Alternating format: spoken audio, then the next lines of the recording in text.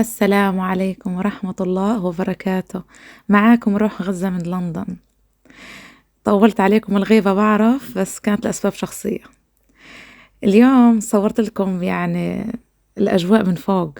طلعنا عن الأرض صرنا بالهواء، بس حابة تشوفوا معايا هالمنظر من فوق. هاي لندن من فوق البيوت، الشوارع نظيفة والحدائق مرتبة، الناس جوا بيوتها، كل واحد مشغول بحياته وبوقته وبجدوله.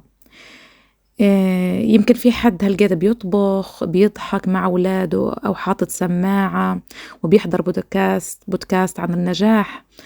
طبعا الطبيعة حوالينا ولا أروع، كأنها بتهمس إلنا استمتعوا، الوقت بيمر.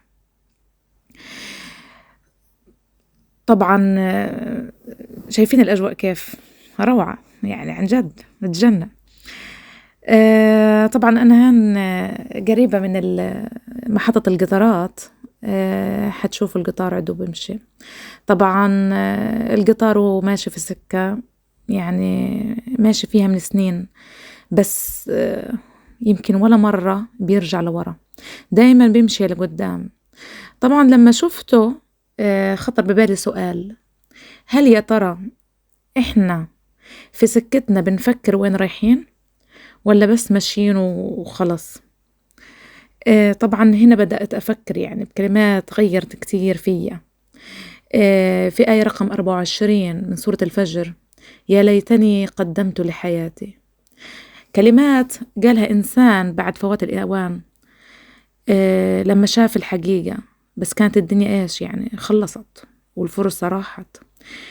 اليوم بدي نحكي عن هذه الكلمة، نسأل حالنا: هل بنعيش فعلا ولا بس إحنا موجودين؟ اليوم الكاميرا بتصور والقلوب راح تتكلم. طيب نيجي: يا ليتني قدمت لحياتي.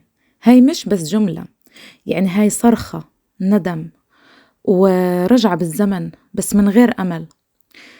خليني أسألك أو أسألك، كل شخص بشاهد الفيديو بسمع له: كم مرة أجلت أو أجلت أشياء مهمة؟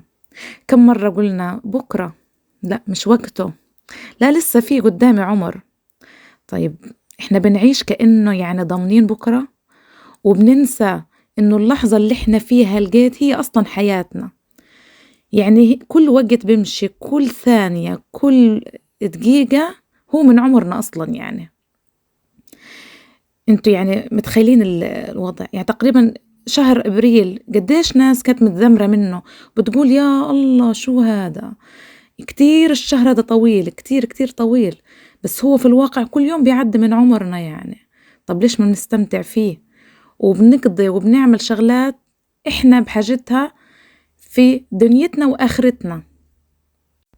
كل انسان بيشتغل بجمع مصاري، بس ما بيصلي، بيحضر أفلام وسوشيال ميديا بالساعات وبيقلب بالريلز وبالفيديوهات القصيرة، بس ما بيفتح قرآن، بضحك مع الناس بس جواته فاضي.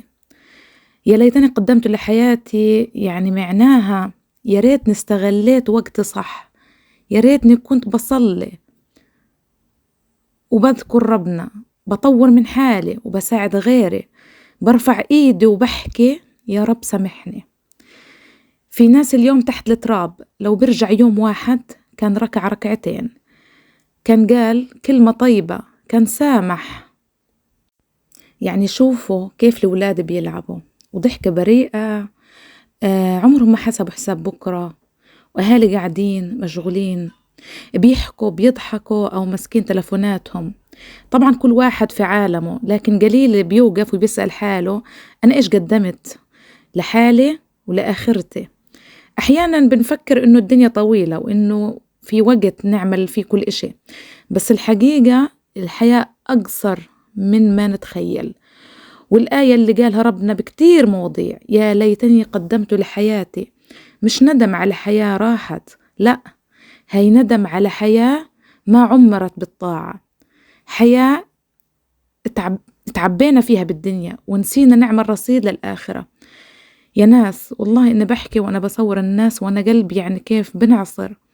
يمكن اللي شايفينه فرح وانبساط، لكن أنا بنظري يعني، شايفة مرور الوقت، شايفة كيف العمر بيروح وإحنا مش دارين. كل دقيقة بتمر علينا هي فرصة نصلح ونرجع نبدأ من جديد. يعني وانت بتسمعني وانت بتسمعيني، يمكن تكون الحديقة أو بالبيت أو حتى بالدوام، بس لحظة وقفوا شوية، اسألوا حالكم، لو أنا هلقيت وقفت بين يدي الله اليوم هلقيت في هاي الثانية، حتكون يا رب راضي عني؟ حتقول أنا قدمت، ولا حتقول يا ليتني يا ليتني؟ يعني في واحدة من المشاهد شفت أمي بتمسك بيد طفلتها، قلت في نفسي يعني هالطفلة الصغيرة أمانة، كيف ربي رح يسألنا عن أماناتنا؟ وفي رجل كبير كمان شفته قاعد لحاله، يمكن حياته خلصت وما عمل بده إياه. وكل واحد فينا بمر بلحظات بيتمنى يرجع ويصلح ويحب ويسامح ويصلي ويعذر.